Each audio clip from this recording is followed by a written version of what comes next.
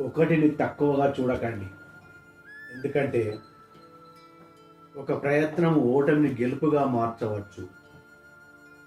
ఒక ఆలోచన వ్యతిరేక దృక్పథాన్ని సానుకూల దృక్పథంగా మార్చవచ్చు.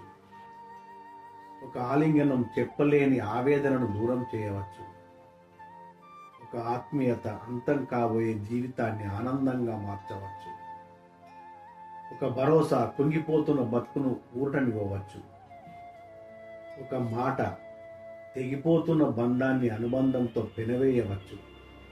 ఒక పిలుపు నిద్రాణమై ఉన్న హృదయాన్ని తట్టి లేపవచ్చు.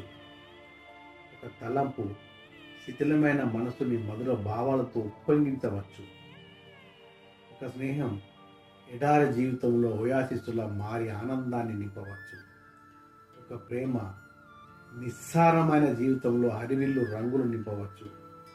ఒక అనుబంధం మోసపోయి కుంగిపోతున్న మనసులో మానవత్వం పట్ల నమ్మకాన్ని కలిగించవచ్చు. ఒక ప్రవచనం మనిషిని మానవత్వం నుంచి దైవత్వం వైపు నడిపించవచ్చు. ఒక ప్రార్థన కంటికి కనిపించిన దైవాన్ని కనుల ముందు నిలుపవచ్చు. ఒక జీవితం ఎన్నో జన్మల అర్థాన్ని పరమార్థాన్ని నెరవేర్చవచ్చు.